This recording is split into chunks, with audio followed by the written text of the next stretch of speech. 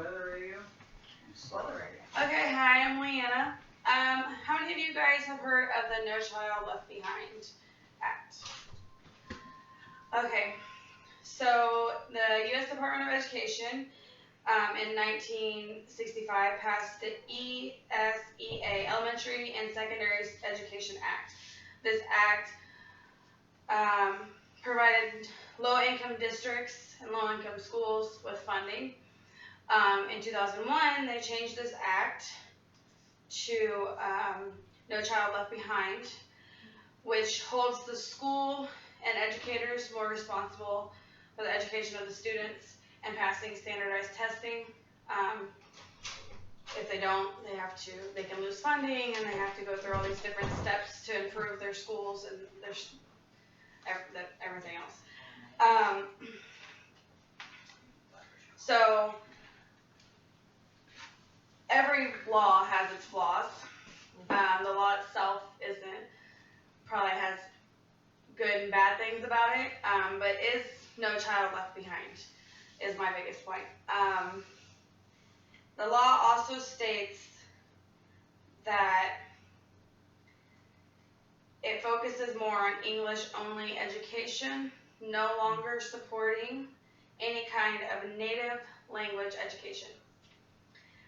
Our country is based on immigration. People that founded this country came from a different country. There's all kinds of versions of English in England and Polish, and the first bilingual education was when the Polish came here in the 1600s. Wikipedia states that there's in 2013 we had 41.3 million immigrants living here. That's not including people that are born here, that are considered Americans because they're born here and they're citizens.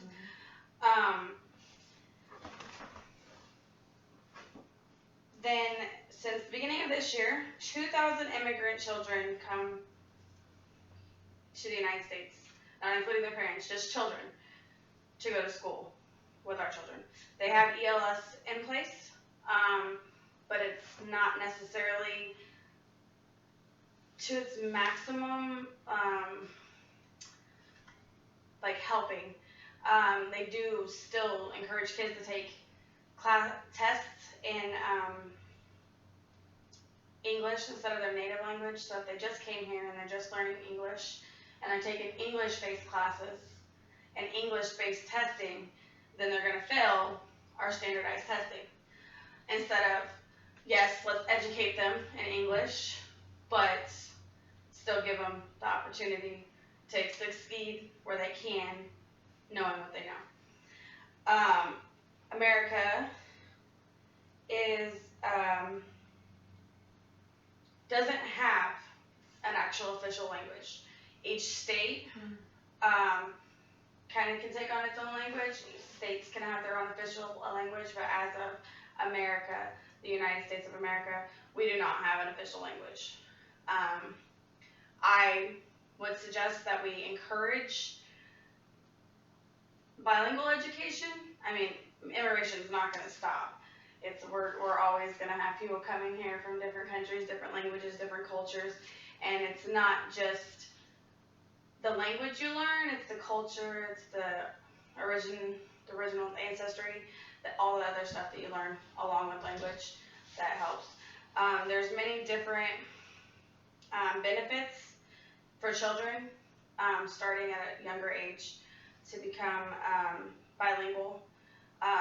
So people that come here to learn to speak English, they seem a little off. They're trying to take in all of this that's coming at them, but they're more cognitive. Their test scores would be higher if they were understanding what they could see. Children, it does take them a lot. But they have more cognitive ability, higher test scores, and a higher overall IQ. Their reading and math skills are more developed. Decision making and resolving conflict are easier because their brain is more flexible and active. So the more they're taking in different languages, my husband's bilingual. He speaks 5 different languages. So when a word comes at him in English, he can tell you what it means in a different language. Or sometimes he stops and asks me, he's like, what does that mean here? Because he might know what that means there. Because everything has different. So they're always thinking in a different. They also have early childhood education. States that it's not just education benefits, it's career benefits. Bilingual people have more job opportunities. They're in higher demand. Translators. You can speak with customer service skills, being bilingual, whether it's sign language, whether it's Spanish, any of those.